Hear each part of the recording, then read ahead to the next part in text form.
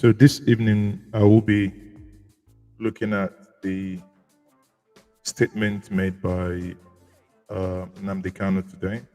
As you all know, Nnamdi Kanu appeared in court fighting for his release from the DSS dungeon, as some people may refer that to. And today he made a remarkable statement that would put certain things in perspective, which would then help those that are committing crimes in the Southeast must cease henceforth. Okay, so this statement, obviously, many of you may have watched it, and I believe so, on our platform here, to say that those committing these crimes must stop henceforth. Then at the same time, I will look at the Okuoma community in the Niger Delta, or in Ughelli to be precise, where the Nigerian army has invaded a community and houses burnt, and murders, especially a nursing murder, brutally dealt with. Nonetheless, having said that, one must also condemn the dastardly act or way in which Nigerian soldiers were brutally dealt with. No one condones such. But irrespective of that, one also believes that things could have been better handled as to what it is now. So quickly, let's dive in, and let's not make this stream a very long one. I am still Mazi. It's okay. Welcome once more to Njenje Media TV. If you haven't subscribed to this platform, by all means, subscribe and join us in this conversation.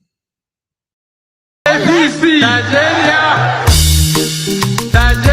from top to bottom, top to bottom, top to bottom.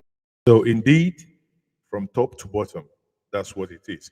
So let's quickly review what Nnamdi Kanu said in the court today. What is your take? And let's get the ball rolling. Our job here is always to explore the news behind the headlines that we read.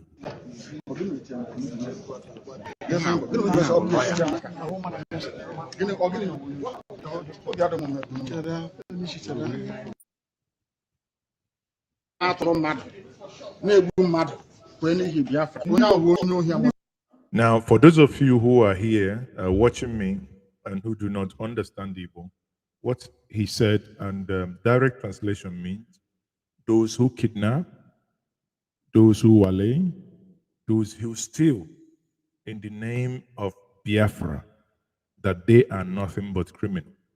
You know, this is a clear reaffirmation of what we've been saying, that anyone who kills, maims, irrespective of any reason behind this, is nothing but a criminal.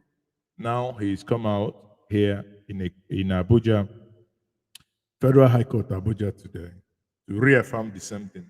Many of us have been shouting from day one that this is nothing but criminal act, irrespective of how angry and unjust you think you may have been dealt with. Like I keep saying to us, this is akin to a man going to the kindred's meeting and has an argument with someone, goes home, puts all his families in one, in a guard room, and locks the door and gives them no food. The same thing unequivocally here, so many months and years, one has spoken against the imbecility of the madness called Monday sit at home as well. The legal process is here. Mazi Nnamdi Kanu is going through this legal process, and he has also acknowledged it and also highlighted where Nigerian government is failing. But therefore, that you must then hurt your people, that people must then stay indoor, anyone who comes out must be killed, is also an act of imbecility. And he has come out here to condemn it. So those who go on Twitter, those who go on Facebook, on YouTube, threatening everyone that if they come out, they will be killed, let them hear it from their leader that they are nothing but a bunch of criminals if they engage in anything that will hurt and, hurt their people. And that's what it is. Let's continue.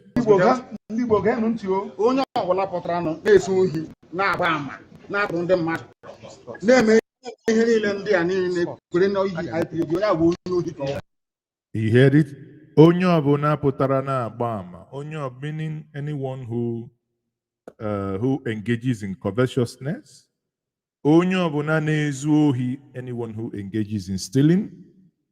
Onyo abuna na toromma, anyone who engages in kidnapping by whatever reason. We have seen what was unearthed in Osumoho and Osumenyi in Asia.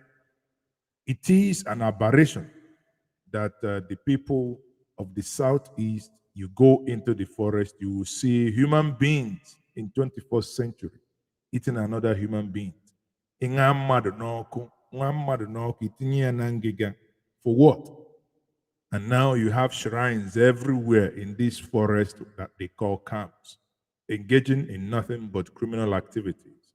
He is now telling anyone involved. And honestly, I agree with him that had he been that he's out, he would also see to that this madness stops. We are here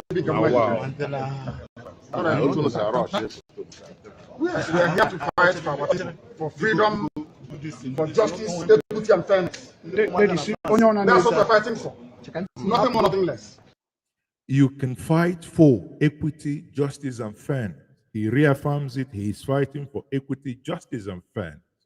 He's not fighting for you to roast your people and use them as barbecue. He's not fighting for you to go and kidnap your people, take their vehicles, butcher the vehicles.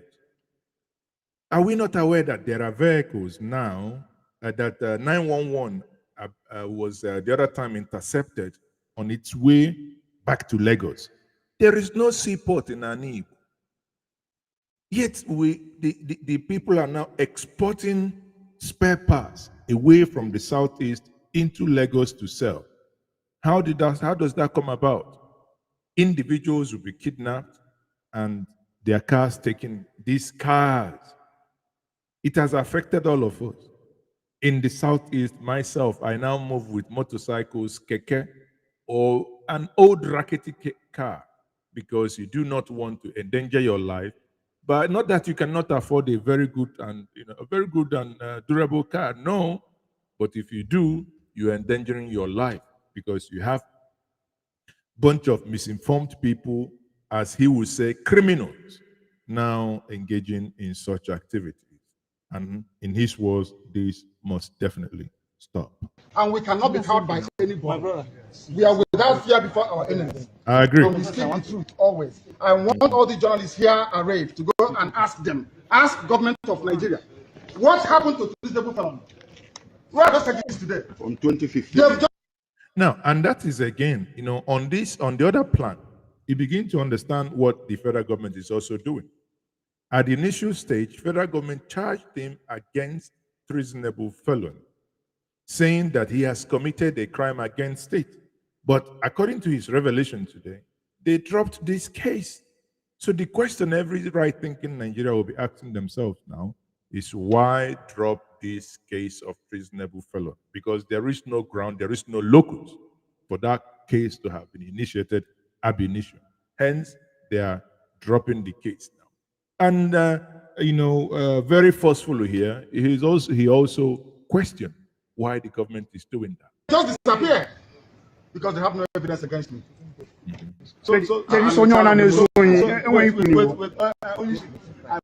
Now, the same thing he said in Igbo, for the benefit of the audience, and there is a reason. That's why I must thank my brother there, the barrister, who also asked him to say the same thing so that he cannot be misquoted, so that the whole thing is not lost in translation.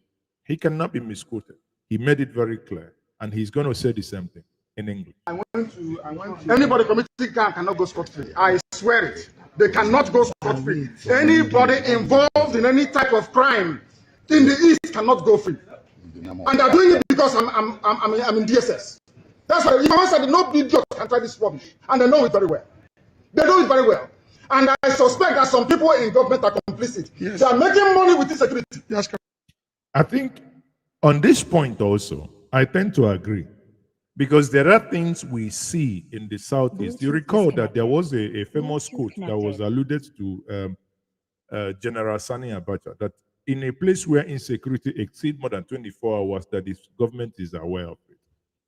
And one will begin to think that there are things happening in the Southeast that the government is definitely aware. Who can tell you? I speak to people in Osumo. The villagers know where these individuals are, those that engage in kidnapping. They know where they are.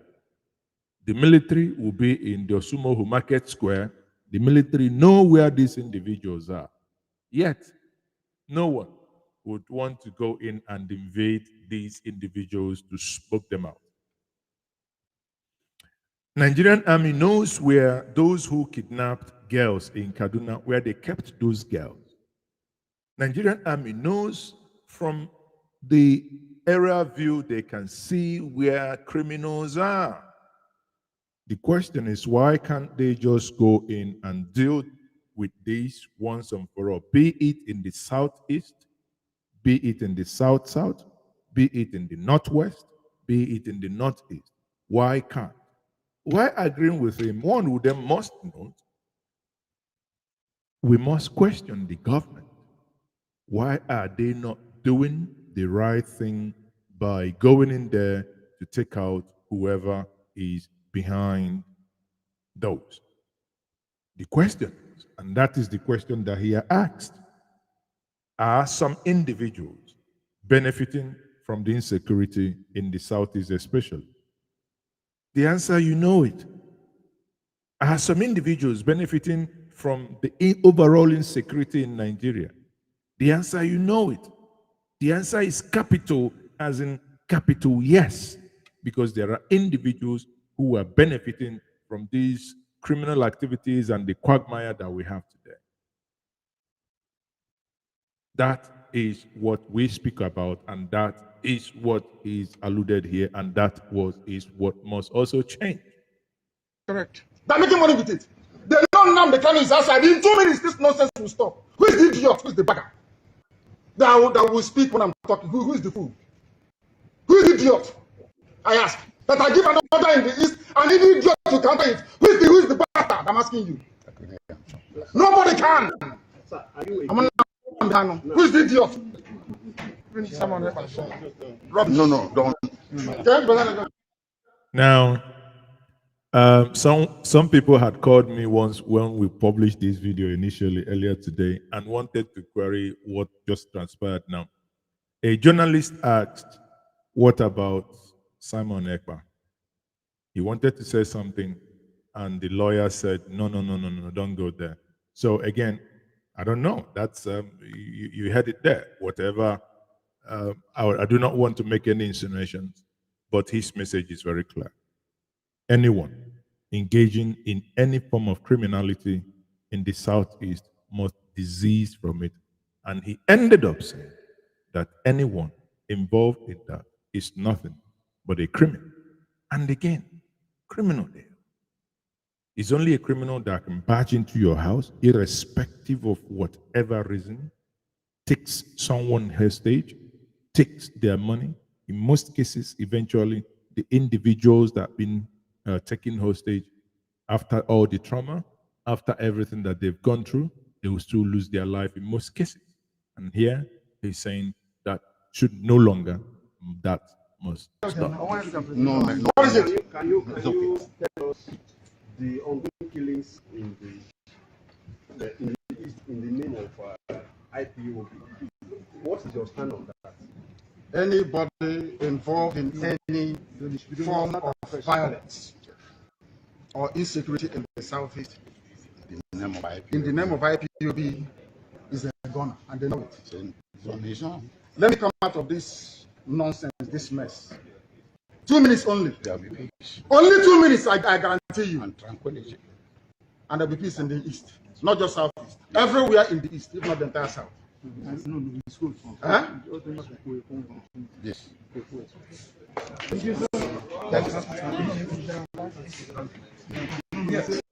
Now, after this, obviously, he's now gone ahead to see the traditional rulers and the religious leaders that came to the court today to see him.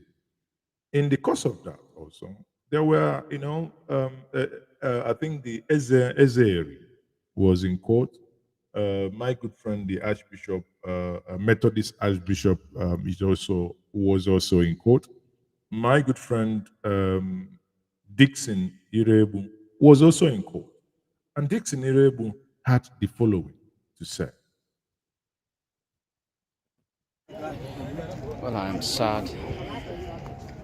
Today is a very sad day for me as a Nigerian, particularly as an Igbo man. I thought that this was a wonderful opportunity for this new government to show a new direction to the happenings in the Southeast. But alas, we've missed an opportunity that should have at least brought some level of sanity in the Southeast. What is it about keeping Nnamdi Kanu in the dungeon? Why is Nnamdi Kanu not granted bail today? This saddens me. This saddens every Southeasterner. This government should take a different approach to governance and finding solutions to happenings in the Southeast. Because by every means, the incarceration of Nnamdi Kanu has not helped in any way. The incarceration of Nnamdi Kanu has allowed criminality to thrive and to fester in the Southeast. This was an opportunity for us to indeed give a face to finding solution, human face to finding solution to the happenings in the Southeast. We are sad that we missed it. We're very sad. Very, very sad. Now, as a precursor to this, obviously, many of us also are aware of the high-level engagement that was or that has been happening as to finding an amicable solution. What the former Ohaneze president, late Professor Obiozo, likened and christened a political solution to the whole mess. Even Mike Okuoma, the former legal counsel, SN, or rather Professor Mike Okuoma, also alluded to that in so many occasions, that the federal government should, as a matter of urgency, pedal down and withdraw this so that there is a return of peace, total peace and tranquility within the region, right? When you think about it, you begin to also understand by government implication, engaging in further detention, if you just oppose it as of 2021, during the crisis of herdsmen within the South, and you had an Iboho on one hand, and you had an Nnamdi Kanu on the other hand, to the point that Iboho himself is now a free man, and himself now calling for Mazi Nnamdi Kanu to be released. Now, what we can now see here is his own younger brother, Kanunta, also had the following to say. Again, a video credit to my good friend who sent me that, Dixon Irebu here. It's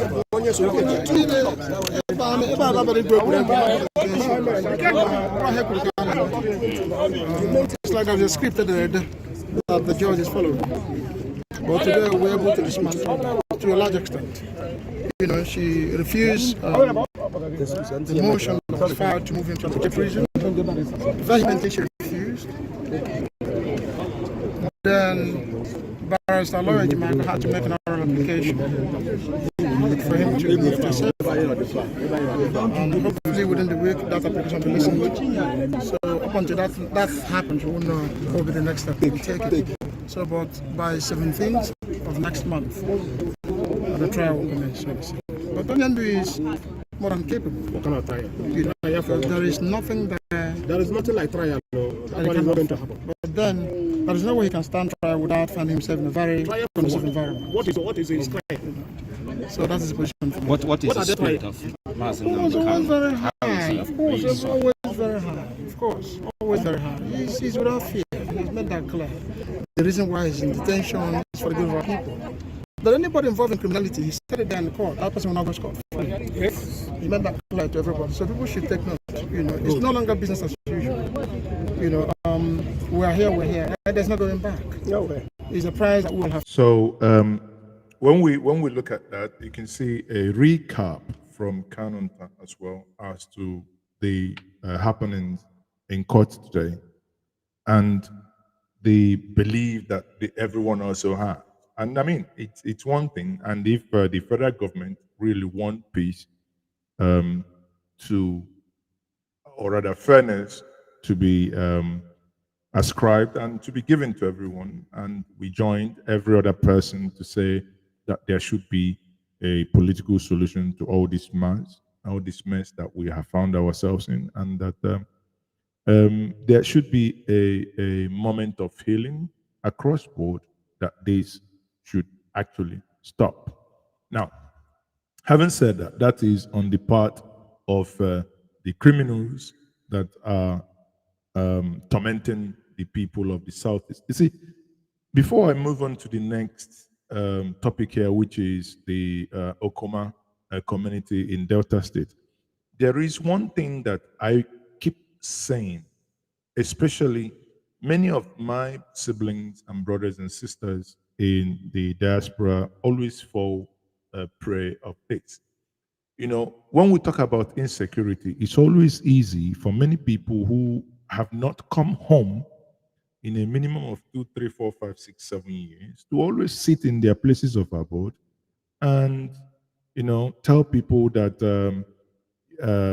certain people are the reason why there is insecurity. But I can tell us free of charge that insecurity in an Igbo is local. I made this in one. I said this in one of the programs that I was invited on national TV. I said, when you look at the reason why many people are not able to visit home, it's not as a result of outsiders. It's as a result of your own sibling. For instance, if you're from Anambra, as an example, my own state, the reason why you may be afraid to come home in your place in Aguata or in Idemili or in, Obaru, it's not because of outsiders. It's because of those who wear the same head tie as your mom. It's as a result of those who wear and speak the same language as you, because they are the same people that can know your movement. They understand you properly. They are the ones that can stop you, and they are the ones that will take you. And they are the ones that will take you in the bushes around your own house.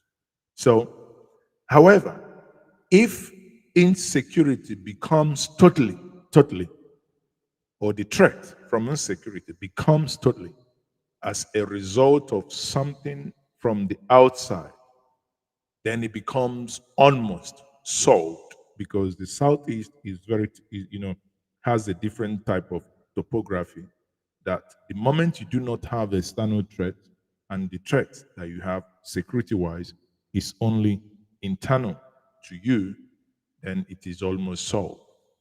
Imagine now in your community, we have vigilantes everywhere.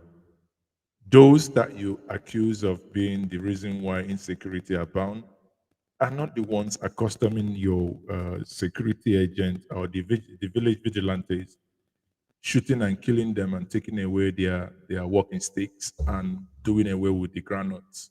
They are not. Those that do that are those that know them very well, that even commune and communicate with them in our local language. So with this, I hope and I pray, I speak to the president and the presidency to say that Nigerians, it is time to end this trial. As the former Ohanese President General said, and even the current one, Chief Dr. Emmanuel Iwanyang, who said that there is and there must be a political solution to this quagmire in order to bring an end to all this brouhaha. And there I also stand. There must be an end to this. The government should and must do the needful to expedition, to speedy actions regarding this. So having said that, many of you, a couple of you reached out to me privately, saying, Mazi, why haven't I spoken on these Okuama community saga? And the thing, it pains me. I mean, honestly, it's tiring. You have a community, according to information that we have, where there was crisis between two communities. The soldiers came in from nowhere. People lost their lives. And aside that people lost their lives, the next thing is there appears to be misinformation across board. The military and the presidency, when I say the presidency, because Bayo Ononuga is part of the presidency, they are now accusing the community of lying and engaging in propaganda. Now, no matter what is happening, we will bring in some perspective as to what is happening here. There is something that is very troubling here. Imagine now, in this part of the world, in the East, because this region belongs to the East as well, when you have a visitor and you offer that visitor kola nut, it means a lot. It means you are a person of peace. When the military came, the community in their own language said they came. We brought them to the village square, the town square, and we offered them kola nut. In our place, we say, Onye wetara oji wetara ndu. He who brings kola nut brings life. There is no way a person who gives you kola nut, who traditionally has brought life, would go ahead to harm. One thing that has not been cleared by anybody, especially the Nigerian arm, is to say, how and why did this thing go south? It is very simple. At what point did this go south? Somebody came in to make peace within a community, and the individual were received right suddenly. Many of them were killed, including the one that led the visitation. Therein brings me two things. One, I have been saying for a very long time, military men have no job to do in civilian spaces. Nigeria, we've said this enough. The military, please remain within barracks. These engagements that was done in this community was actually and falls within the purview of the Nigerian police, not the military. The Nigerian police should have been the arm of security agents that went for that. Having said that, lives across board has been lost, and now individuals, have vacated the community. The military is still threatening with fire and brimstone. And I say, those military that lost their life ought not to have lost their life. And we must say that. That's those military men and women are also human. They have family. Killing them was wrong, but this has happened. What the military should have done and what we are expecting the military to do is to investigate and look for those who engaged in this dastardly act and do whatever they wish to them. but not to go and punish all the elders, all the aged people, vulnerable people within the community. That is not acceptable. At the same vein, that is also not acceptable that one would just kill law enforcement agents just in that way. Now, having said this, let's hear from the community actually as to what happened in order for us to have better clarity. Army came to Okuama. So they now welcome them. They say they want to walk around the community. They walk around the community. Say they want to go to the town hall. They have a peace talk. They now went to the town hall. They now entertained them as a military men. They welcomed them. So they now ask for the community chairman and the community leaders. So they sit with them and they have a peace talk together. Then after that, they now ask the community chairman and the community leaders, some other leaders, to follow them. So they say, we have already have the peace talk with you people, so you have to go. They say they must take the leaders away. So they said no. So from them, the army turned the whole story to violent.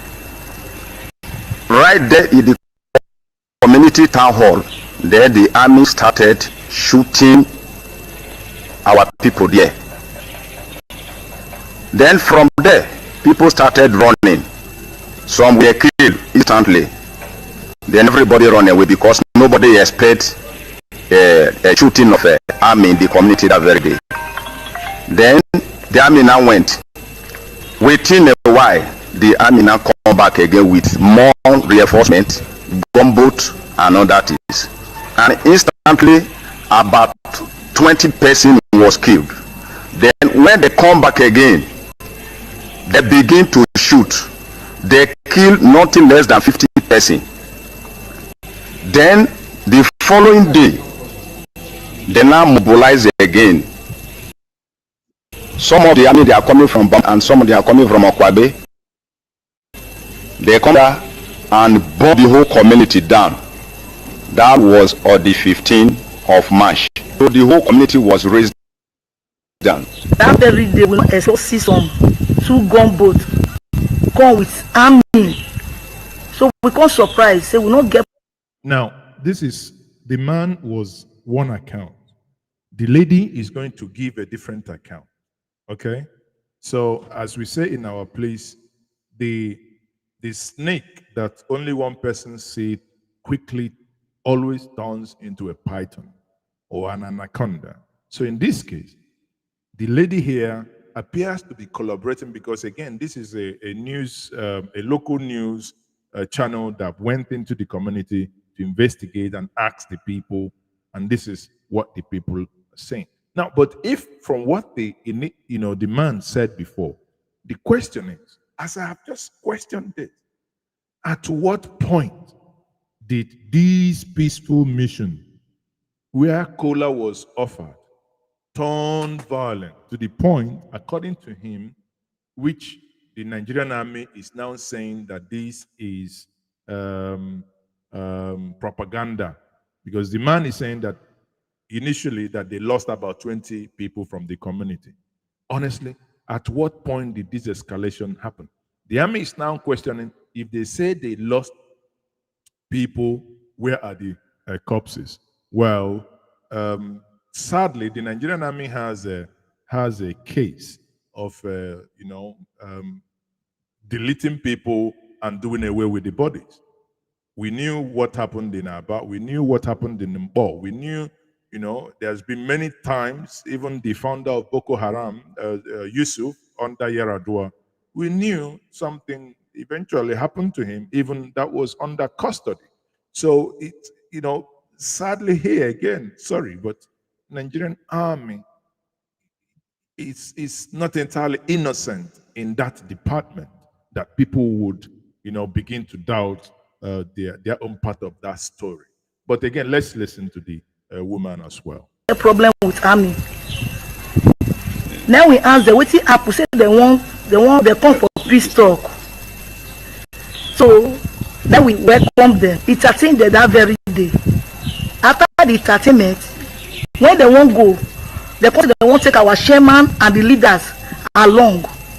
We say, for peace talk, when I come, I won't carry our leaders, they come out. We know go along and carry they come out. So the army they just change all of a sudden, not be like people we entertain just now. Then they begin open fire. That process of firing, our youth, old women, children die in that spot. More than 20 of them die instantly. Later they come out. When we say they will come back again. Then they open fire. Then on the 15th of March 2024, they come back again. Both the whole community. Both every axis when we say the Okuama community. Some of us now, our children, we never see them. Our parents will never see them. Inside the bush now where we hide now, so some dead body dead there. Now so they talk so. So we won't make government come rescue us. Now we they cry to the government, may they come help us. They also refuted the circulating media report alleging that members of Okuama community initiated an attack on the military personnel in the river, dismissing such claims as entirely false. We Okuama community, we very peaceful community. We not attack army for inside river. The army they come meet us for peace talk. We entertain them for inside our town hall. Put money, put cola, wage down for them that day. Now after the entertainment, they won't go now. Now they won't tell us they won't carry our leaders. They follow body go.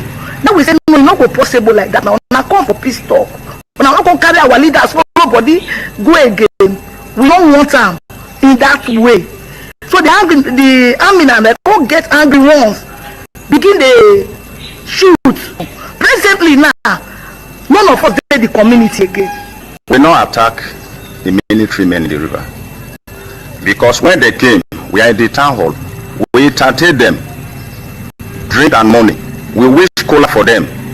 So they were very happy when they see the entertainment. Now, obviously, let me post this video here at this point. 3 individuals spoke. 3 individuals, and all of them keep saying one thing: they entertain the soldiers.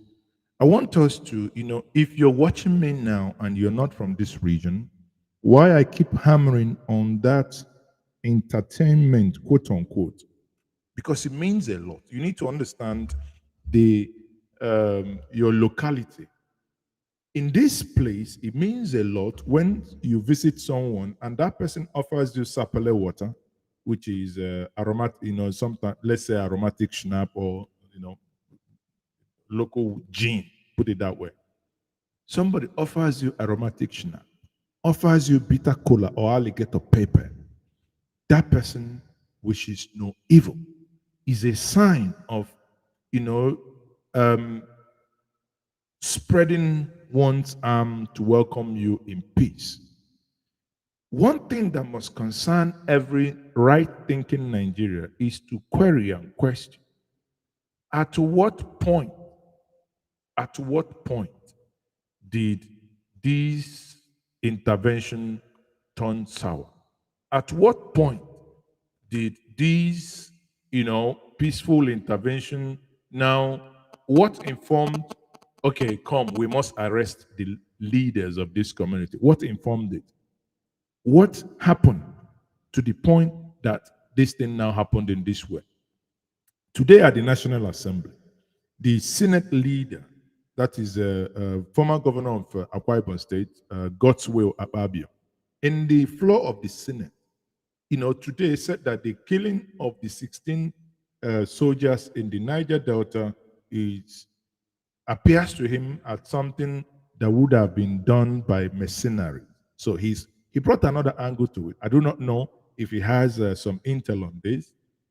He actually doubted why anyone within the region would do a thing like that. Now, bringing another dimension to it, let's listen to Godswill Akpabio here.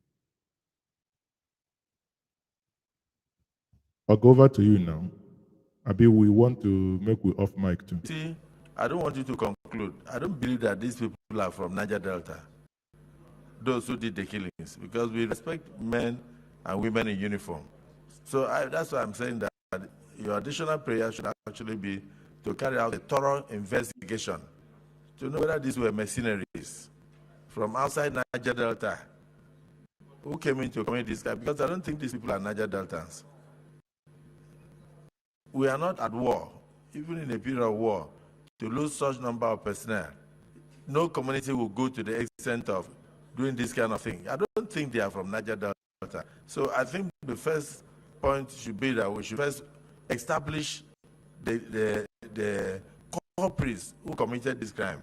We must take it seriously. Supposing they are not from Niger Delta, supposing they are not even Nigerians, and we now come and talk about giving relief material to people should pay for the consequences of their crimes. I would not support relief material. Senator Dixon, please. But now, I think in part, I would agree with Ababio, but in the other part, I totally disagree because some of this thing doesn't add up. You see, and here are my points. One, Ababio alluded to the fact that this could be machinery. There is no doubt that could be. We don't know. Only investigation will reveal. If there are mercenaries, then the community will help in bringing those behind it to book. However, saying that because they could be mercenaries in Niger Delta that have done this, therefore, the people that are now IDPs in their communities as a result of Nigerian soldiers invading their community, that they should not be helped. Okay? It doesn't cut it with us. It doesn't make sense. If people are now sleeping in the bushes, it doesn't make sense to say, okay, because this is now, because it could have been done by mercenaries and there is no evidence that it was done by mercenaries. Therefore, those individuals that ought to have been helped, that we should not help them. Honestly, I struggle a lot. For many of you who may not have actually seen this is the community in question here, and you can watch it for yourself and see, the level of destruction that rarely happened in this community.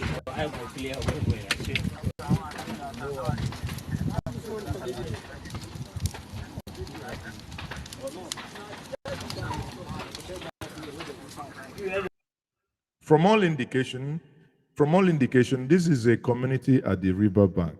You can see that the houses burning there along the, the river bed. So, from all indication here, it is condemnable, and one must condemn twofold. One, it is condemned that, soldiers will be killed. On the other, the soldiers also, it must also be condemned that soldiers should not waste life in that manner. I mean, honestly, I do not know how else to say it, but that is, my view. Now, AIT today interviewed someone who also brought another perspective to the quagmire in question. He joined AIT morning program from the United States of America, and he had the following to say. Okay. I wanted a jacket. All right. How did you receive the news of the killing of 16 soldiers in Delta State in South Nigeria? Of course, the president has also ordered that the killers of these men be found and prosecuted. First of all, I would like to extend my heartfelt condolences to their families. As a fellow soldier, I've been in war and I've seen soldiers killed. It is a very, very demoralizing and devastating effect, and particularly the way it happened, that they were killed en masse. It's shocking. When I read it, I was trying to figure out what is their mission. Did they have intelligence reports of what they were doing? Was there a backup that was doing an overwatch on the movement. So those are the questions that still need to be asked as we move forward. All right. So, in terms of moving forward, first, I'd like to get the feeling of the humanity lost in that attack, because when you look at the explanation and the gory details of what really happened to the soldiers, one would say that it was a civilian coup. Do you agree with them? And to what extent do you think that this has gone beyond just an ambush to a major massacre of the military men? Of course, well, so in military terms, it's an ambush. It's basically they were surprisingly attacked. Yeah, I don't think it was some kind of danger they perceived and they were moving into. So basically, they walked into something not expecting to have that much of brutal force being applied towards them. So I would say, just looking at it holistically, there is more within the communities knows what is being said, because some weapons were used, some people carried out this heinous attack. Somebody must have seen something, and people need to start talking now. Now, one of the key issues that we would like you to talk to us about has to do with the possibility of this happening in other climes, especially in a country like the one you live in, the United States. Is there a possibility that such a thing could happen in the US? And if it does, what would the response be like? So there's a possibility for it to happen anywhere in the world. But because we do things a little different here, there's a more militarized police system that will handle such event.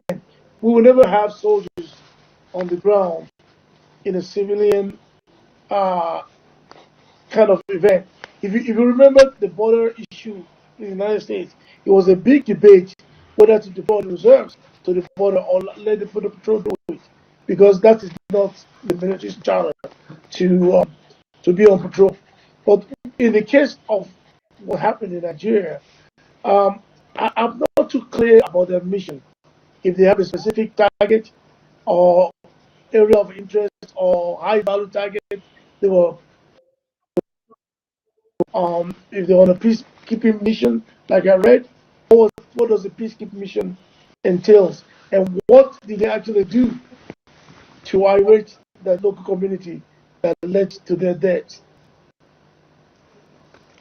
All right, so you see, the reason why I played this is that sometimes you might be thinking something, but you might need other people to validate your line of process as well.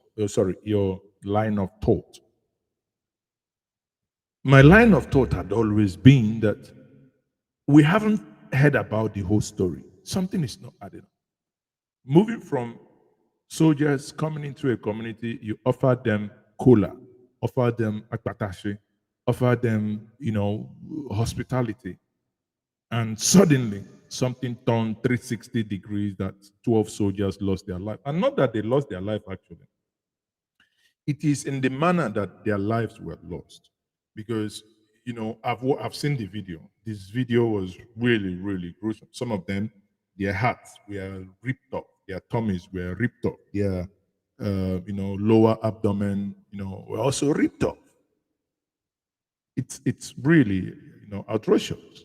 However, the way the military then retaliated, because some people are actually online saying that that part of, that sort of thing was done by Niger Delta militants. No one has taken responsibility for that. If it was done by Niger Delta militant, please, let's just oppose it this way. When Boko Haram commits a crime in a region, does it mean that the Nigerian army moves in, burns down every person within a given community because Boko Haram in a particular region has committed such act? I will conclude with this. My good friend Daria made a video today. He is from the Middle Belt. He brought another angle to this issue or this discourse here, where he also argued that it appears that we have a nation where certain regions are treated differently. Let me allow him pose these questions himself. Daria, over to you. You might be one of those who, a couple of days ago, called for the leveling of that community because the corpses of soldiers were found, soldiers were killed. And maybe you haven't taken to Twitter to celebrate what basically is happening to those communities, but you may be celebrating already. Yes, they are teaching them a lesson and all of that. I think that's a bit inconsistent. Even if we had a law that called for that, which we don't. The simple reason is because if it is the fact that the resolve of the Nigerian army was put to test, you could come to another region of the country, at least where the Nigerian Defense Academy is located. A group attacked the Defense Academy, killed people and abducted officers. Of course, it's not child's play to also shoot down a military jet. It has happened. It's also not child's play to lay ambush and kill tens scores of military. So as far as the killing of soldiers is concerned in Nigeria, this is not the first time, and this is not even the worst case. But then so the question of this particular issue different. You will check on Twitter, you would notice that most of the people calling for the annihilation of the community are deliberately moving away from asking, how did the soldiers get killed? What was the nature of the conflict they went to fix? What exactly was the problem? And to my fellow brothers and sisters in the Middle Belt, something similar. He just found 80, and nobody wants to know what happened. The whole idea was that go and level the community and kill everybody. So it's a trend that most of us don't want to confront, but that's just the truth. And there are those that, for the sake of objectivity, are willing to act like people that lack conscience, so that they just appear they are different from the crowd. They have a certain view that is not very popular and all of that. I think it is inhuman. I think it's cynic. You're one with your wife and your children in that community when that happened, and then it's locked up, and then you are killed. Possibly your corpse, maybe while you were by your mother's well fetching water, will be displayed as a militant. So I think it's quite important to try to understand what our security operatives have been reduced to. Is it professionally their position to act this way? Has our system as a nation been rigged such that even their strength, even their aggression, even their activity on the very people they're supposed to protect? And I'll give you one last example. In Mungu in May 2023, something far worse than the Christmas Eve attack took place that claimed about 400 lives. Rather unfortunately, not one of those criminals, not one of them killed those, that raided that Christian community and left that mass casualty, has been brought to book. But then the story just went missing. And before we knew what was happening, the very vigilante that were struggling to protect what was left of their village got killed. And then they pushed out a narrative that they are the same criminals that did that. And then after the Christmas Eve attack, the same thing happened. Someone said they found some Fulani people, and then they went to the same community that the massacres took place, and they arrested people. So we should backward and try to understand what exactly is happening. Why is the narrative different? You would see the same soldiers that are doing what they are doing in that southern community. You would see a video where they are providing safe covers for people that they prefer to refer to as bandits. If you watch a documentary where a bandit was complaining about how they are treated as Fulani people, how their cows are not catered for, how they suffer, how people take their cattle routes and all of that, 300 girls. And then after negotiations, they were paid 60 million. Lo and behold, with the 60 million, he said they got more arms. So I'm one of those that believe we do not have bandits, we have jihadists that want to run over the country, even though their focus is currently Middle Belt, and they have banditry and all of these things to raise funds. These are the people we should call for their total annihilation. Unfortunately, they are in love, which is at least from a video that the military has not disputed yet. where somebody was calling Sunusi to tell everybody on the road that they are passing. How do you do a case like that in one part of the country and then annihilate a community in another part? Thank you very much, Daria. On that note, I will be, bringing these broadcasts to an end. And I will ask us, please, if you haven't subscribed to this platform, by all means, subscribe. Share this stream with others who would henceforth endeavor to bring us more regular streams. It's been a very hectic week and weeks, hence the streams have been irregular. I am Mazezoke still, and I'm begging us, please, there must be peace. It is condemnable that soldiers lost their life. Also, we must also condemn he who went in to destroy a whole community. Thanks for joining me. Bye.